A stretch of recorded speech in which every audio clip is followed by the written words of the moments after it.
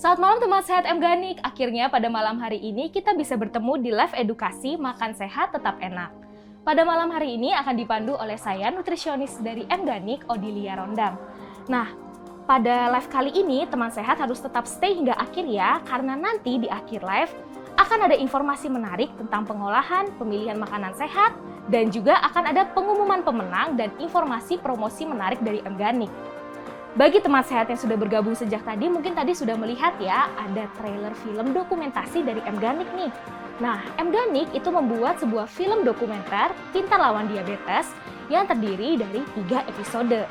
Dokumenter ini adalah sebuah wujud kepedulian M Ganik dari M Ganik untuk diabetesi di seluruh Indonesia. Di mana pada dokumenter ini M Ganik akan memberikan jawaban kepada diabetesi di Indonesia tentang bagaimana sih penjelasan dokter terkait obat diabetes dan juga terkait herbal diabetes. Nah, untuk saat ini mari kita saksikan trailernya kembali ya. Dalam perjalanan untuk mencari solusi terbaik bagi diabetes, kita terus mendengar terkait penerapan pola hidup sehat. Dan tidak jarang juga kita mendengar bahwa obat bukanlah solusi utama bagi diabetesi. Tapi kita semua tahu bahwa merubah pola hidup yang sudah kita jalankan bertahun-tahun tidaklah mudah. Butuh tekad dan kedisiplinan yang tinggi dalam merubah pola hidup. Terkadang hanya bertemu dengan dokter 1 kali dan 2 kali tidak cukup. Ini bukan iklan teman-teman, ini asli. Badan saya mulai turun di bawah 200 semua. Sampai turun sampai 172 ini. Saya kaget juga ini. Bukan iklan, memang fakta nyata.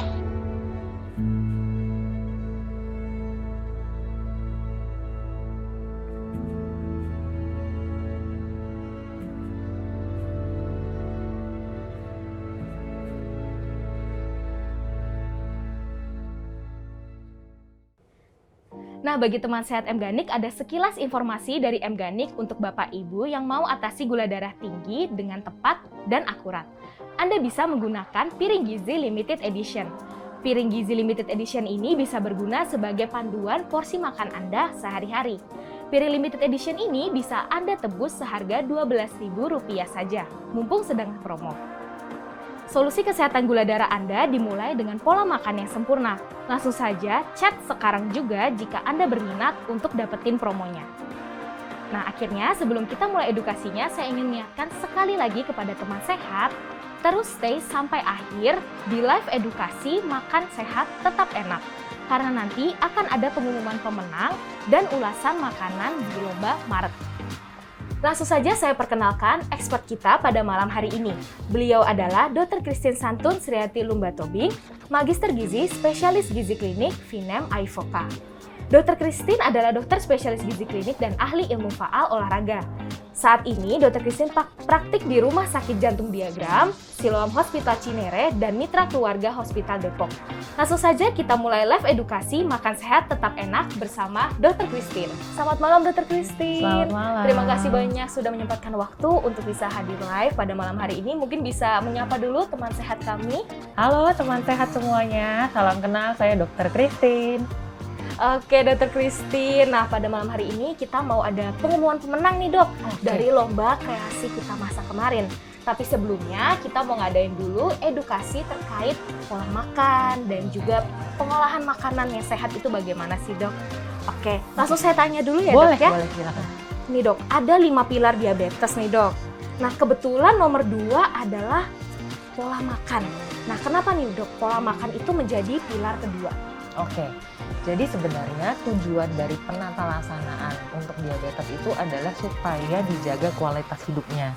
Maksudnya apa? Dijaga, dikontrol gula darahnya. Salah satunya melalui pola makan. Karena pola makan itu sebenarnya berpengaruh sekali dengan kadar gula darah kita. Jadi kalau kita makannya sembarangan, contohnya misalnya asupan tinggi gulanya terlalu berlebihan, kemudian asupan makanan-makanan yang lain juga tidak seimbang. Nah, itu akan memancing pelepasan daripada insulin. Nah, kalau insulinnya dilepasin terus, akhirnya kerjanya semakin berat. Ini yang bikin lama-lama nanti insulinnya capek atau istilahnya resistensi insulin. Nah, kalau sudah terjadi resistensi insulin, ini sudah cikal bakal untuk terjadi diabetes. Nah, kebanyakan pada orang-orang yang mengalami diabetes, yang namanya asupan makan itu justru tidak terkendali atau tidak diperhatikan gitu. Makanya kenapa pola makan itu adalah salah satu pilar yang harus diperhatikan. sangat lengkap sekali dok. Nah kemudian nih dok, untuk pertanyaan selanjutnya, pada akhirnya diabetes ini memang harus pengaturan pola makan, memang harus penting. Berarti apakah ada diet khusus seperti itu dok? Diet gitu? Oke, jadi sebenarnya harus tahu dulu nih, diet itu artinya apa sih? Nah, diet itu sebenarnya artinya pola makan. Nah, kalau pola makan berarti bukan membatasi atau mengurangi makanan. Tapi gimana caranya supaya kita makan, tapi yang kita dapatkan itu adalah semua nutrisi yang kita butuhkan. Jadi nggak boleh dibatasin atau dikurangin, begitu. Nah, kalau untuk dietnya sendiri gimana? Untuk makannya gimana? Sebenarnya pola makan untuk diabetes dan untuk masyarakat umum kurang lebih masih sama. Tapi penekanannya lebih ke jadwal makannya, kemudian jenis makanannya apa, dan porsinya berapa banyak. Itu yang harus diperhatikan. Dan harus semua nutrisi yang dibutuhkan bisa didapetin. Jadi nggak ada harus, oke, karbohidratnya rendah tapi lemaknya boleh tinggi, atau protein tinggi tapi lupa sama karbohidratnya. Tidak, jadi semua nutrisi itu harus dilengkapi. Nah itu teman sehat, kadang teman sehat itu suka mikir diet itu berarti ngurangin makan dok. Jadi udah kabur nih kalau udah denger kata-kata diet. Benar. Bahwa ternyata teman sehat kalau diet itu bukan hanya membatasi tapi mencukupi kebutuhan teman sehat. Betul, sesuai sekali. Dengan kebutuhannya masing-masing. Ya. Oke. Nah selanjutnya nih dok, ada pertanyaan yang menurut saya pribadi juga unik nih dok. Adakah pengolahan makanan yang khusus untuk diabetes saja? Oke. Tentang pengolahan makanan sama seperti yang tadi ya, pola makan sebenarnya kurang lebih sih sama saja seperti untuk masyarakat umum. Tapi memang cara pengolahan makanan harus diperhatikan, jadi nggak cuma mau makan apa. Kenapa? Karena kalau cara pengolahan makanan tidak diperhatikan, itu kadang-kadang secara tidak kita sadari bisa memberikan tambahan kalori. Misalnya nambahin bumbu khusus, atau nambahin minyak, nambahin gula, dan lain-lain. Jadi sebaiknya masakan kita itu memang harus enak dan bisa dinikmatin. Tapi jangan lupa, jangan menggunakan gula tambahan, kemudian kalau mau menggunakan minyak jangan berlebihan, ada porsinya. Dan bisa menggunakan bumbu-bumbu rempah khas Indonesia. Jadi tetap aromanya enak, tetap rasanya enak. Begitu. Oke, begitu dok. Nah, sekalian nih dok, nah pengolahan yang tadi sudah dokter sampaikan, Betul. Itu kalau tidak hanya untuk diabetes sih, untuk masyarakat umum tidak diabetes itu boleh atau enggak sih? Boleh, karena kan tadi dianjurkan untuk semua orang. Jadi tidak hanya untuk diabetes sih, tapi juga untuk masyarakat umum, bahkan yang sehat sekalipun silahkan. Oke, baik dok. Nah, kemudian nih dok, jika kita melihat piring gizi, itu kan ada yang setengah serat, terus ada seperempatnya karbohidrat, seperempatnya sumber protein. Nah, kalau melihat piring kan porsinya seperti itu. Nah, jika membahas sumbernya dok, untuk serat ada tidak peraturan pemilihan serat untuk diabetes sih? Seratnya yang ini, seratnya yang ini, kayak gitu dok. Oke, jadi mesti tahu dulu nih serat itu apa, ya kan?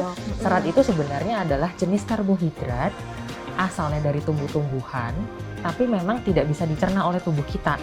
Nah, serat ini ada dua bentuknya, serat yang larut dan serat yang tidak larut. Nah, dua-duanya ini dibutuhkan oleh diabetes sih. Jadi bukan berarti hanya serat larut aja atau serat tidak larut aja. Fungsinya apa? Kalau serat larut itu fungsinya adalah bisa memperlambat pengosongan lambung. Jadi kalau dia pengosongan lambungnya lebih lama, berarti daya cernanya juga akan lebih lama. Kalau pencernaannya lebih lama, berarti makanan juga lebih lama diserap dong.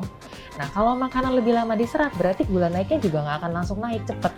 Makanya kontrol gula darahnya baik. Nah, untuk serat tidak larut juga sama.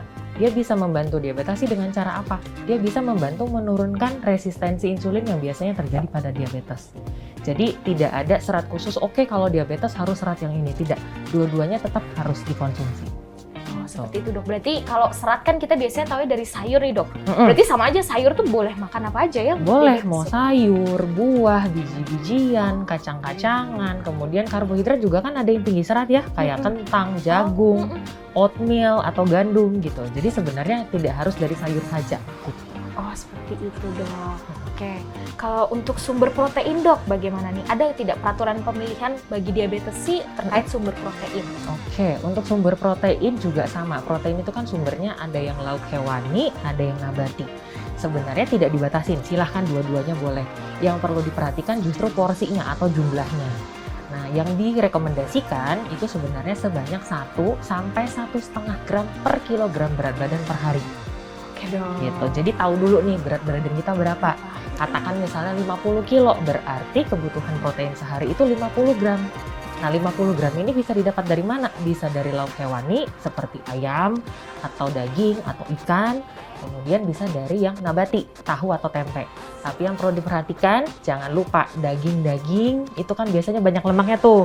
Nah, lemaknya cari yang sedikit gitu. Atau kalau mau makan ayam silahkan, tapi jangan pakai kulit. Oh iya, ayam tanpa kulit gitu ya, Betul. Dok ya.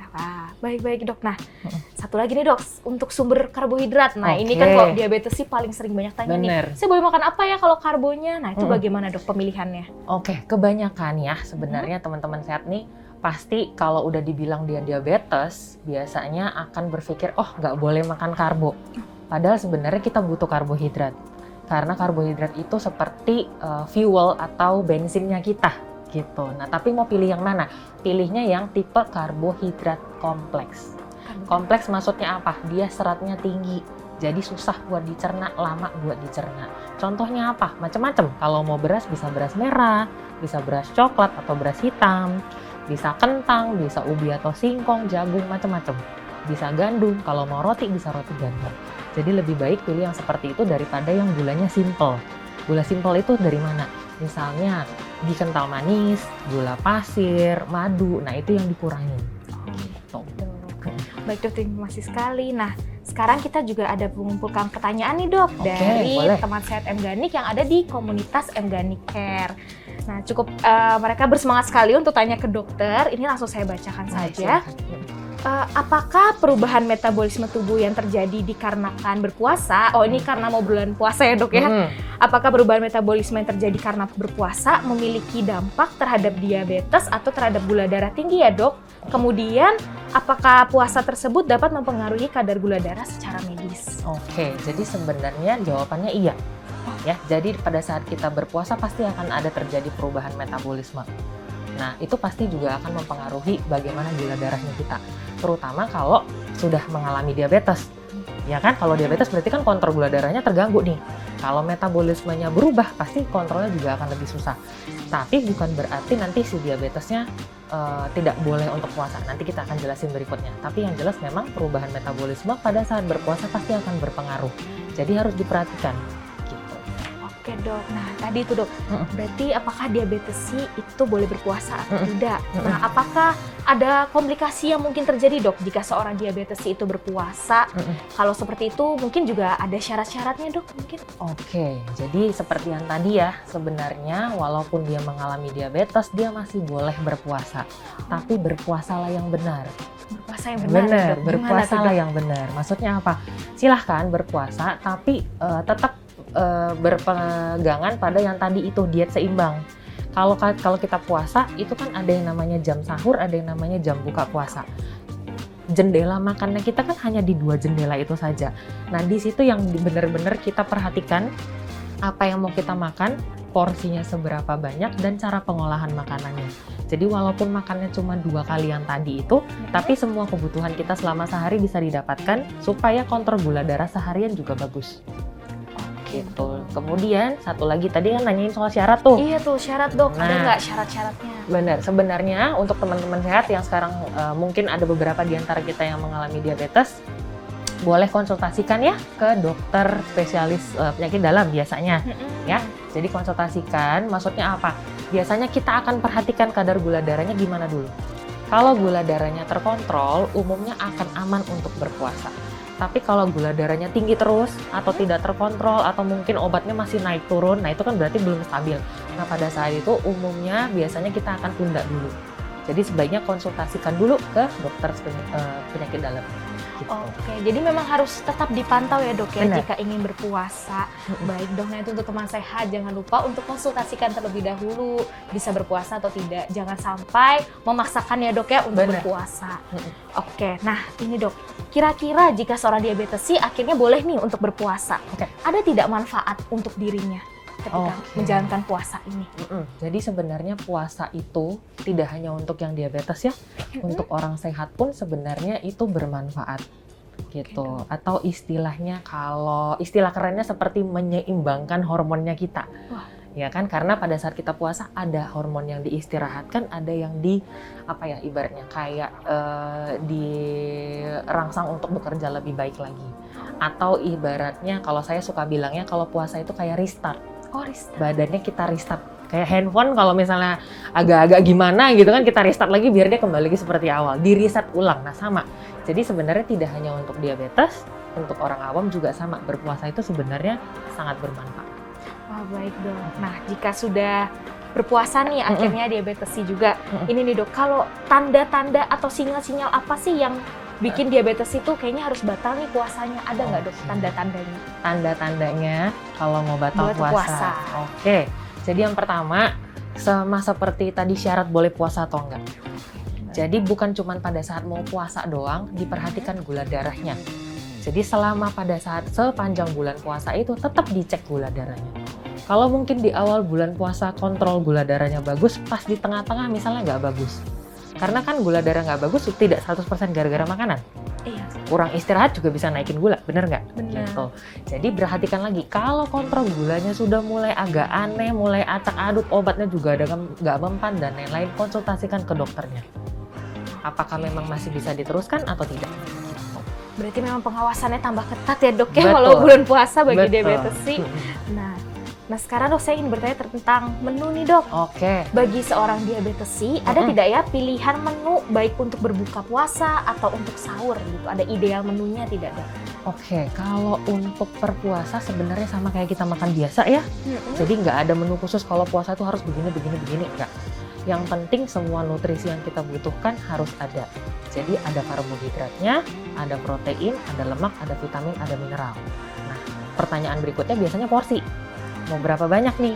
Porsinya ikutin yang isi piring yang biasa. Gitu kan, yang tadi kan udah sempat di-mention nih. Iya. Jadi separuh piring itu dari seratnya bisa dari sayur atau buah. Nanti seperempat piringnya dari karbohidrat, sebaiknya pilihnya yang karbohidrat kompleks. Kemudian yang seperempat lagi protein, boleh dipilih mau dari hewani atau dari nabati. Gitu. Jadi sebenarnya seperti makan biasa, hanya Bener. waktunya aja ya dok yang digeser ya Bener. dok ya. Baik dok. Nah ini pertanyaan yang cukup banyak juga dok ditanyakan. Apakah diabetesi itu boleh makan kurma? Oke. Apakah boleh makan kurma? Boleh, kenapa nggak boleh? Cuman kalau makannya gelondongan 1 kilo ya sama aja nggak boleh dong, gitu ya. Jadi sebenarnya boleh. Intinya selama itu sesuai dengan porsinya kita, silahkan. Boleh. Nah biasanya pertanyaannya, jadi berapa banyak nih porsinya? Nah umumnya, karena kurma itu beda-beda ya. Ada Iya, kurma, banyak kadang jenis. ada yang bilang kurma kering, kurma basah, kurma begini, kurma begitu. Nah kalau saya biasanya ambil ratanya aja. Kalau kurma itu bisa sekitar 3-4 buah. 3-4 buah Benar. satu hari. Untuk jadi biasanya kan pada saat buka puasa gitu, boleh silahkan. Jadi 3-4 buah silahkan. Tapi jangan berlebihan dari situ. Gitu. Baik, 3-4 buah itu batas dari dokter Christine. Nah kemudian dok, makanan yang perlu dikurangi diabetesi saat bulan puasa ada tidak dok? Makanan yang dikurangi pada saat bulan puasa sama seperti bulan-bulan yang tidak puasa sebelumnya. Ya tadi si gula tuh. Nah, gula tambahan maksudnya. Contohnya yang gula pasir atau termasuk gula aren, gula merah ya. Sirup ya dok? Sirup juga. Kadang-kadang kan orang berpikir, itu gula pasir doang, kalau gula merah aman. Enggak juga. Madu juga hati-hati loh. Karena madu itu kan termasuk gula simpel sebenarnya. Jadi bukannya tidak boleh, tapi jangan terlalu berlebihan. Nah itu yang harus hati-hati. Sama yang suka lupa, lemak. Ya kan? Lemak. Karena apa? Kalau kita lemaknya terlalu berlebihan, berat badan kita kan akan naik. Kalau berat badan akan naik, otomatis kontrol gula darahnya ancur-ancuran. Jadi jangan lupa gula tambahannya dibatasin, lemaknya atau minyaknya juga dibatasin. Nah Gitu. kalau gampangnya udah ikutin yang piring tadi aja Betul, ya dok paling ya? gampangnya begitu. Paling gampang sudah seperti itu teman sehat. Nah dok, dari M-Ganik sendiri itu menganjurkan untuk berbuka dengan M-Ganik multigrain dan menutup sahur juga dengan M-Ganik multigrain yang isinya adalah biji-bijian. Nah, menurut Oke. pendapat dokter bagaimana nih dok? Oke, jadi sebenarnya mau berbuka puasa dengan apapun, kembali lagi lihat ingredients, lihat isinya. Apakah mau makan lengkap nasi sama lengkap lauk-lauknya, atau mau yang tadi ya seperti produk multigrain tadi, dilihat dulu isinya. Kalau isinya itu, ini posisi ngomongnya kan tentang makan nih. Ya. Kalau isinya memang sudah lengkap, ada karbohidratnya, ada proteinnya, ada lemaknya, ada seratnya, silahkan. Dan ingat, lihat lagi kalau misalnya di dalamnya itu ada gula tambahan juga atau enggak. Ya kan, kalau lengkap ada 4 partnya tapi gula tambahannya tinggi ya sama aja bohong. Jadi sebenarnya kembali lagi, perhatikan isinya. Kalau isinya sudah lengkap silahkan, nggak ada masalah. Gitu. Berarti tetap harus teliti lagi membaca Benar. dari ingredientsnya juga ya dok Betul. ya. Oke, kita juga menyarankan nih dok untuk konsumsi metafiber itu sebagai suplemen serat sebelum makan berat dan makan puasa. Nah, bagaimana nih baiknya kalau menurut dokter, menurut dokter? Oke, jadi kita ngomongin serat nih. Iya, Berarti serat. makan serat secara umum juga ya. Ya. Sebelum dari makan gitu. Termasuk salah satunya yaitu tadi kan bisa, serat itu kan bisa dari buah sayur atau bisa juga dari yang tersedia di market sekarang. Ya kan, salah satunya dengan produknya kamu. Jadi sebenarnya serat itu fungsinya adalah pertama tadi kan udah kontrol gula darah, ya kan? Iya. Yang kedua juga supaya kita kenyangnya lebih lama. Jadi nggak cepet lapar, dikit-dikit mau makan, dikit mau makan. Jadi sebenarnya mau dikonsumsi sebelum makan utama itu bagus, itu baik. Jadi kita makannya nanti nggak heboh gitu loh. Apalagi kalau udah puasa seharian, pas mau buka puasa kan biasanya udah lapar gitu ya. Jadi bawaannya, aduh gila, pengen lapar banget, pengen makan gitu. Nah boleh diawali dengan serat dulu supaya kita membiasakan jangan langsung makan terlalu cepat, terlalu banyak. Gitu. Selain itu, serat juga, terutama serat larut ya, itu juga akan membantu supaya lemak-lemak yang ada di dalam makanan itu tidak diserap. Jadi lumayan tidak hanya mengontrol gula darah, tapi juga untuk mengontrol lemak juga. Gitu. Oke dok. Berarti sebenarnya kalau kita makan serat itu misalkan walaupun kita habis berpuasa itu kan lambung kita kosong, tapi kita makan tetap ada serat yang cukup, itu tidak masalah ya dok ya? Tidak masalah. Karena banyak yang bilang kalau terlalu banyak makan serat suka kembung seperti itu dok, Nah, saya lihat. Itu sebenarnya lebih ke kebiasaan. Oh, Gitu. gitu Jadi ya. bukan berarti kalau gembung nggak cocok, bukan. Oke. Itu berarti nggak biasa. Biasanya untuk orang-orang yang tidak terbiasa makan serat yang tinggi atau nggak suka makan sayur misalnya, memang begitu kita kasih makan serat yang banyak, itu pasti akan kembung. Tapi nanti lama-lama, seiring dengan berjalannya waktu, dia akan beradaptasi. Kembungnya juga akan berkurang. Gitu. Jadi kalau cuman kembung-kembung biasa, tidak nyeri, tidak mengganggu banget, nggak apa-apa, nggak masalah. Nanti lama-lama juga akan terbiasa. Tapi kalau bener-bener sampai melilit, mules, sampai nggak nyaman, ya jangan dipaksain. Gitu dok ya. Jadi memang pembiasaan ya dok kalau serat itu ya Benar. dok ya. Oke dok. Nah, ada nggak makanan yang harus kita utamakan saat berbuka puasa atau saat sahur? Oke, makanan yang diutamakan pada saat berbuka puasa ataupun pada saat sahur buat saya adalah semua makanan yang lengkap isinya. Oh, bukan Gitu. yang manis-manis dok? Bukan yang manis-manis. Nah, kadang-kadang gitu ya. Iya. Berbuka dengan yang manis, begitu buka langsung carinya sirup dulu. Enggak. Kalau saya justru mengedukasi buat teman-teman sehat semua, kalau memang mau berbuka atau pada saat bangun kita mau sahur, mulailah dengan makan lengkap dulu. Makan lengkap maksudnya apa? Yang tadi, pakai isi piringku. Komplit, ada karbonya, ada proteinnya, ada lemaknya, dan macam-macam. Gitu. Jadi makan lengkap dulu. Oke dok. Nah, kira-kira dokter ini nih dok, ada pesan atau ungkapan bagi teman sehat untuk menjaga gula darah selama berpuasa itu dok? Silakan dok. Oke, tadi sebenarnya udah banyak nih ya. Jadi aku rangkum aja. Untuk teman-teman sehat, baik yang diabetes maupun yang tidak, sebenarnya silahkan, mau berpuasa silahkan, tapi ingat, dikontrol dulu gula darahnya, konsultasikan dulu ke dokternya, memang badannya sudah siap atau tidak. Nah, kalau memang sudah siap, sudah oke, silahkan berpuasa, tapi berpuasalah yang benar. Maksudnya apa? Perhatikan lagi porsi makanannya kita, kemudian pilihan makanannya gimana, dan cara pengolahan makanannya supaya kontrol gula darahnya tetap terjamin, tapi kebutuhan nutrisinya semuanya bisa tercukupi. Gitu. Oke dok, terima kasih banyak nih dok untuk edukasinya, sangat lengkap dan menjawab sekali untuk teman sehat. Nah, sekarang kita langsung saja ya dok ya untuk ke pengumuman pemenang dari Lomba Kreasi Masak Maret. Boleh. Oke. Sebelum kita masuk ke pengumuman, saya ingin mengingatkan satu kali lagi ya bahwa masih ada kesempatan untuk mendapatkan piring gizi limited edition. Piring gizi ini bisa berguna sebagai panduan porsi makan Anda.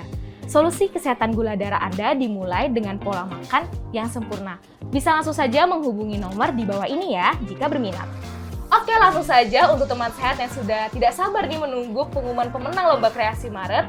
Langsung saja kita umumkan juara keempat adalah asam-asam ikan patin kreasi dari Ibu Indah Arianti. Wah, selamat ya kepada Ibu Indah. Nah, Ibu Indah ini memberikan alasan untuk kesehatan. Alasan dari makanannya dianggap sehat adalah ikan patin ini dagingnya tebal dan rasanya gurih. Karena dagingnya tebal dan gurih, patin ini mudah diolah menjadi berbagai menu masakan dan juga menggugah selera. Nah, patin ini menurut Ibu Indah nih dok, ikan patin ini memiliki berbagai zat yang bermanfaat bagi tubuh kita. Salah satunya adalah lisin yang merupakan asam amino esensial yang sangat dibutuhkan oleh tubuh. Yuk makan enak dan sehat ya moms. Wah, selamat ya kepada Ibu Indah. Nah, saya ingin tanya nih dengan dokter, bagaimana menurut dokter dengan pengolahan makanan asam-asam ikan patin ini sebagai pemenang urutan keempat kita? Oke, jadi yang kalau pendapat saya ya, saya biasanya lihat ingredients-nya dulu. Jadi lihat dia pakai apa dulu, kemudian cara pengolahan. Nah, untuk yang menu yang sekarang ini saya sebenarnya seneng gitu. Kenapa? Karena dia pakai ikan patin nih. Nah, ikan patin itu kan sebenarnya gampang dicari, harganya nggak mahal, semua orang, semua kalangan bisa dapet. Dan memang benar ibunya, bahwa itu memang rasanya enak, apalagi kalau diolah dengan baik. Kenapa? Ikan patin itu tidak cuma enak doang, tapi memang tinggi nutrisinya. Tidak hanya sebagai sumber protein seperti kata ibu tadi, tapi dia juga mengandung omega 3. Ya kan, omega 3 itu baik untuk kesehatan otak, untuk kesehatan jantung, dan lain-lain. Kemudian itu dia juga mengandung vitamin A, vitamin K, vitamin B, kalsium, dan kolin. Jadi dia juga akan membantu menurunkan kolesterol jahat, LDL, dan akan membantu meningkatkan si HDL. Itu dari ikan patinnya. Nah, untuk pengolahannya, ibu ini juga baik, karena dia menggunakan sedikit minyak. Tadi kan kita udah jelasin bahwa jangan gunakan minyak banyak-banyak, jangan berlebihan. Nah, untuk masakan ini dia menggunakan minyak cukup sedikit. Jadi cuma sekitar 1-2 sendok makan. Jadi buat saya itu cukup. Oke dok. Oke, langsung saja kita ke pemenang ketiga Lomba Kreasi Maret. Untuk pemenang ketiga adalah Chicken Stick kreasi dari Ibu Cinta Aditrani Arta dari Facebook Mganicare. Nah, menurut Ibu Cinta, nah masakan dia itu sebenarnya sangat enak dan simpel sehingga bisa dibilang sehat. Kenapa? Karena kuncinya adalah di variasi dan cara pengolahannya. Nah, pemakaian minyak goreng di rumahnya digunakan dengan dikit. Kemudian juga di dalam makanannya ini itu lengkap ada karbo, protein, dan sayuran yang berserat sehingga dijamin enak dan tetap sehat tanpa lemak berlebih. Nah, seperti ini dok. Nah, dari dokter sendiri bagaimana nih pendapatnya tentang pemenang ketiga kita? Oke, saya sih setuju ya kalau dibilang bahwa ini menunya lengkap. Ada karbohidratnya, ada proteinnya, ada lemaknya, saya setuju. Kemudian tadi dengan cara pengolahannya memang dari resepnya itu kelihatan tuh penggunaan minyaknya tidak berlebihan. Berarti cara pengolahannya udah bener nih. Nah, sekarang kita bahas soal pemilihan jenis makanannya. Nah, kalau untuk ayamnya memang Ibu Cinta ya tadi ya, itu memilih ayam bagian dada. Ini juga baik, ini bagus. Kenapa? Karena ayam bagian dada itu proteinnya tinggi tapi lemaknya rendah. Gitu. Jadi sebenarnya dia sebagai sumber protein yang baik. Kemudian untuk karbonya dia pilih kentang. Ini juga baik. Kenapa? Karena kentang itu masuk dalam kategori karbohidrat kompleks. Tadi kan kita udah jelasin, udah ngobrol tuh. Pilihnya yang kompleks, yang berserat supaya daya cernanya juga akan lebih lama. Jadi gula darahnya nggak langsung naik. Nah, kemudian dia juga menggunakan serat. Pakai apa? Pakai sayur bayam. Nah, bayam itu juga gampang didapatkan ya di mana-mana. Kemudian harganya juga murah gitu ya. Nah, bayam itu juga sama, dia tinggi akan antioksidan, tidak hanya serat saja, kemudian juga tinggi akan zat besi, juga kalsium, dan asam folat. Jadi sebenarnya untuk menu ini sudah komplit, isinya sudah oke. Gitu. Sudah oke, baik. Oke, lanjut saja kita langsung ke pemenang kedua kita. Pemenang kedua kita adalah kreasi Kentayam, kentang urap ayam daun ceriwis. Nah, kreasi ini dari akun Bumbu Omahan di Instagram. Nah, menurut dari akun Bumbu Omahan ini dok, masakan ini termasuk sehat karena menurut dia selain dari nasi, karbohidrat itu juga bisa didapatkan dari kentang. Banyak cara untuk mengolah kentang, selain dibuat mashed potato atau pie, bisa juga dikombinasikan dengan lauk lainnya seperti yang sudah dilakukan oleh ibu ini. Nah, dia bilang bahwa masakannya ini adalah masakan favorit keluarganya karena kandungan gizinya lengkap dan juga rasanya enak, plus gak perlu minyak. Seperti itu dok. Nah, menurut dokter bagaimana nih dengan kreasi kentayam daun ceriwis ini dok? Oke, saya waktu lihat menu ini ya unik sih sebenarnya. Karena bener, kalau misalnya orang yang diabetes kan biasanya nyarinya nggak mau makan nasi, jadinya kentang. Tapi kentang ujung-ujungnya pasti kalau nggak direbus jadi mashed potato. Bener. Nah terus saya lihat menu ini, oh ini unik nih, maksudnya apa? Berarti kentang itu masih bisa diolah dengan bentuk yang lain tapi tetap enak. Karena kan bayangan orang kadang-kadang kentang rebus rasanya begitu-begitu doang. Nah kalau yang ini juga sama seperti menu yang sebelumnya, ini cukup lengkap. Jadi ada karbohidratnya, ada proteinnya juga, tadi kan ada daging ayamnya, dan ada lemaknya, tapi walaupun lemaknya tidak tinggi dari daging si ayamnya tadi. Dan ada seratnya, dia pakai daun ceriwis. Nah daun ceriwis ini juga tidak hanya tinggi serat, tapi dia juga ada kandungan antioksidannya. Jadi ini baik buat kesehatannya kita. Sama seperti yang sebelumnya, kentang itu juga merupakan karbohidrat kompleks yang indeks glikemiknya rendah. Jadi kontrol gula darahnya akan lebih baik. Oke, selamat kepada pemenang keempat, ketiga, dan kedua. Kemudian saat ini kita langsung masuk saja nih ke pemenang utama kita yang resepnya akan diupload di Instagram Mganik Official dan resepnya juga akan dicantumkan dalam buku Mganik Care dengan kredit. Nah, resep ini adalah tim ikan jahe kurma merah dari akun @memesrirejeki21. Wah, selamat ya kepada Ibu Memes. Nah, untuk resepnya ini sangat unik ya. Menurut dia, menunya ini sangat sehat karena no oil club. Nah, dia merasa bahwa dia menggunakan ikan karena kandungan omega 3-nya itu tinggi, Dok. Kemudian juga baik untuk menjaga kesehatan jantung, tubuh, dan mental juga. Kemudian dia juga mencantumkan bahwa jahe yang dia gunakan sebagai bumbunya di sini itu tinggi antioksidan sehingga bisa menghangatkan tubuh. Kemudian untuk tambahan lainnya yaitu kurma merah, menurut dia adalah sebagai sumber energi dan juga bisa meningkatkan imunitas tubuh. Oke, nah bagaimana nih menurut dokter kepada pemenang utama kita dari olahan lauk ikannya ya, Dok, berarti ini? Oke, nah ini resep yang terakhir ini juga unik nih gitu. Kenapa? Karena memang jarang ya dimasak seperti itu gitu. Jadi yang kenapa saya bilang unik, isi ingredients dari masakannya seperti ikan bawal, kemudian jahe, kurma merah, itu memang tiga-tiganya mengandung nutrisi yang sangat baik gitu. Seperti ikan bawal, memang benar dia tinggi omega 3 dan ini bisa jadi salah satu alternatif daripada kita beli ikan salmon. Ya kan? Daripada beli ikan salmon mahal-mahal, ngapain, mendingan beli ikan bawal.